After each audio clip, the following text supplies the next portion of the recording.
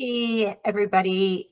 We are for EDU to IEC. We are working together to really build our own educational consulting businesses. So if you are ready, join our 2026 challenge completely free.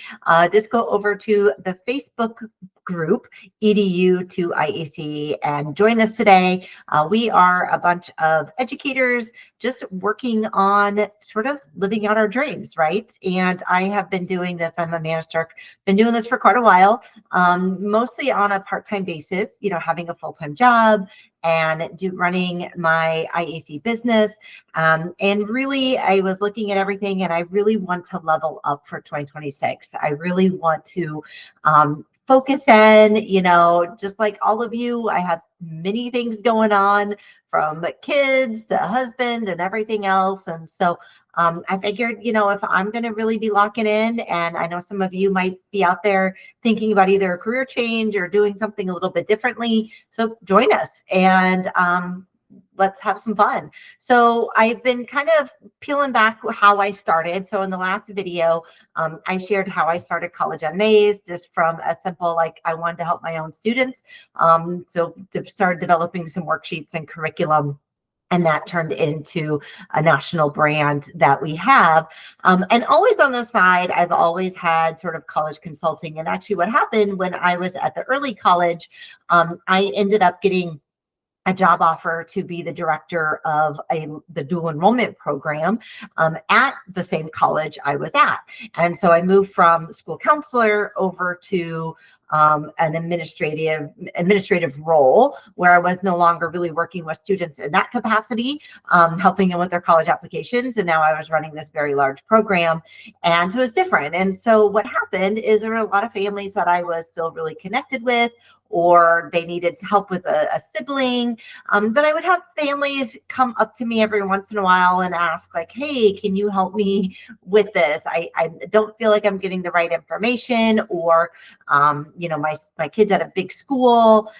So my name kind of started getting passed around. And what was really cool about it is I never had a website or anything like that. I always had the College Unmazed website, the unmazed.me, and then collegeunmazed.com. And so I just kind of did it on the side. And so what ended up happening a few years ago, so I was in that dual enrollment role for quite a while, and I just needed a change. I needed something different, and I was ready to go out on my own and really kind of like we're doing for 2026. I was ready to go full time and really work on both College Unmazed and developing my consulting. And right when I was doing that, like literally I had just quit my job and started kind of regrouping. And I got a call from one of my friends. We met on Facebook, and we have a lot of things in common. And I will definitely have Dr. Jessica Ruzicka come on at some point, because, sometimes you find your besties in life. She is one of them. But anyways, we had connected, and she had been using a program at her school that was like a test prep program. And so she really liked College Unmazed, and she went to them and kind of said, hey, I have this program that I like too. Maybe there's some work here. And then that company ended up calling me and saying, wow, we really like College Unmazed and that curriculum, but we also really like what you've been doing. Is there any way that you might come on for us and actually build our college advising division? And, a lot of soul searching, and, they were a big national company. They had a lot of tools and resources for marketing and things like that I didn't have. And so I thought, what, that might be a real great learning experience. So I spent 2 years with that national company building their college advising program, learned a ton on kind of the back end, customer relation management systems, sales funnels, marketing, webinars, partnerships, like just so much more. And so it was a fun. And I went from just myself, and then Dr. Ruzicka ended up coming on as well as my co-director. And then we ended up with, I think by the time I left, we had like 25 part-time college advisors that were working for us, and we were serving hundreds of kids throughout the United States. And so it was a really cool program. but I really wanted to kind of get back into doing my own thing and having a little more flexibility with my schedule. And so that's where I kind of, always again dabbled in educational consulting. I built that program for that college advising program. And so now it's just, again, 2026, I'm challenging myself and I'm putting that challenge out to you as well, to join me. So let me kind of show you where I'm starting from. And again, I am going to be completely honest within this process, and that's what's important. So I had started this website. Again, I left my job at the college, and I was going to start on my own. So I started my own website here, and this is the same website that I had 2.5 years ago. And it's very basic, because again, we have college MAs, right? And so a lot of my time and energy has gone into that. And so what I put on here is I put some information. Again, use Squarespace because Squarespace is what I've liked. I had some headshots I always suggest. If you are looking at getting into kind of this professional role, to definitely have some headshots. It is nice to have.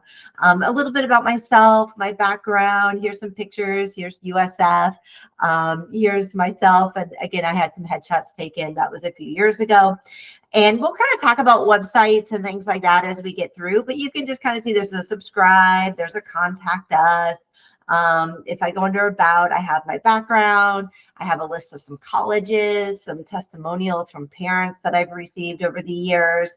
In the news, I've had quite a few articles written about me. This is just 3 right here. And so I like putting those on there because, again, they're a little bit old, because I haven't really been focused on this website, but those are in there. Some quick facts. Here's some things that I've been kind of doing as both a counselor and as an IEC. You can see there's some information, some support. Here's some schools, some links as well.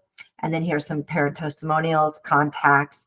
And then I do have services listed on here. And so these were some of my packages that I have found that have worked really well. And we'll talk about pricing and everything else and kind of walk through it. What I did not find, I didn't realize, was how much time stuff actually takes.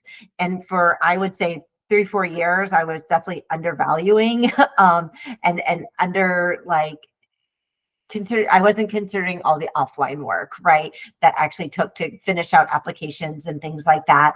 So we'll talk about packages and give you some ideas on, what some packages might work, and then do some kind of market analysis and so forth.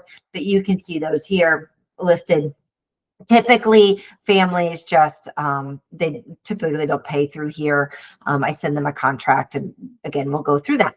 So I did want to show you, I blocked out all the names. So this is just for the last few years. Remember 2024, I was doing a lot. I had a little bit more time, but then I ended up taking that full-time job. And so, building out another company, I was definitely not working on mine. So in 2024, you can see, probably had about 10 kids here that I worked with. And at the end of the day, again, all this information, number, parent, all their information, student email, everything is listed here. It's just blacked out so you don't see it. So in 2024, made about $29,000, right? So I had about 10 kids. That's doable if you are part-time. That seemed to work. And most of these were senior annual packages and so forth. Now, as I started leaving that other job, I started ramping up my things a little bit more.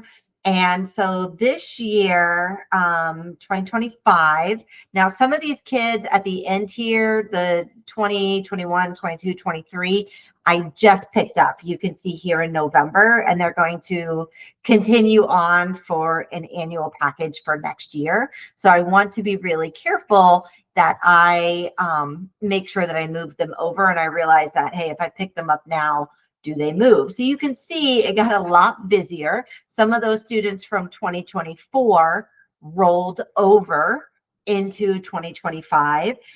We have different packages. We have some senior packages where they came in late, June, August, October, November. And then we have some families that started with me typically in the spring to summer.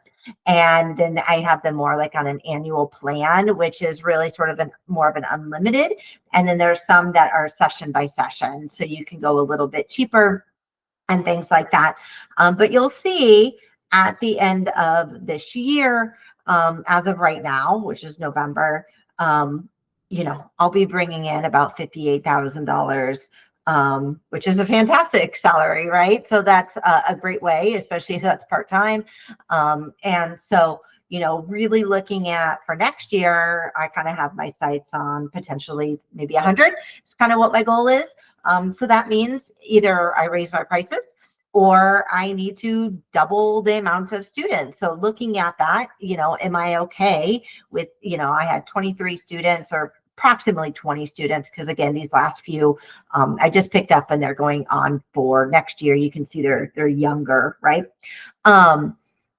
How many students can I actually handle, right? So that is a big deal. So if you want to make more money, you either increase your prices or you take on more students. That's really, or you partner with somebody else and maybe there's a revenue share or something like that you do. And I will kind of dive in, not on this particular conversation, but I'll dive in later on like how a lot of these came in through a partnership that I have with a test prep company locally, and what are some ways to start doing that, getting some clients and getting that. So I just wanted to show you that because I think that shows growth, right? And it kind of shows like, hey, this is where I started, even at part-time, having 11 kiddos. I still make really good money. Like I was really happy with that. And we put that money aside for my daughter's education and for some trips and things like that. And definitely in 2025, we're now putting more away for when the retirement account and is doing some other things. And so definitely can be very profitable. And, one of the reasons why it's really nice and so forth. So we'll talk more about that later, but I just wanted to kind of share, again, my website, very basic. You don't have to start with anything crazy. You can just start somewhere. And like I said, I like Squarespace in the sense that everything is right there. They're not great with the marketing kind of side, the emails, but there is some email marketing that you can do. You get so many emails you can send out, but you can't track people and things like that. But you could send a newsletter out, you could do things like that. But it is really easy to drop and go and put in your website. So it doesn't have to be a lot, right? So again, really not many people make a decision based on the website. They base the decision once they talk to me and we have that conversation. And I'm going to kind of share that all with you and as I'm building out some stuff. So one of the things that's happening right now for me, so I just did Sterk Educational Consulting, obviously, because that's my last name. And I just thought, I was doing some Keynote and I was doing some other professional development. So I didn't really want college admissions in the title per se. But you know what? The more I have said it or used it, I realized people don't really remember it. And so I am in the process of changing the name and thinking of more of like a handle. So let's talk about that on the next one. And so what I want you to really think about is, what would you call your business, or what do you call it? So whatever that is, why don't you drop that down below? I'd be really curious. Sometimes it's based on location, like if you're in Ann Arbor, maybe you want to do that, or maybe you want to do a certain type of student. Maybe you want to do like Ivy League type stuff, and so you want to have more of like kind of a rigorous name and more kind of elite sounding. Mine was just because my name is pretty unique, and all my research, my authorship, everything was under my name. So that's why I found Sterk. But again, it's not super memorable. So that's one of the things that now I'm trying to reassess, and I'll share that with you on the next video. So again, curious to think what you might name it and maybe why. And so let us know, and we'll all chip in and share. We'll talk soon.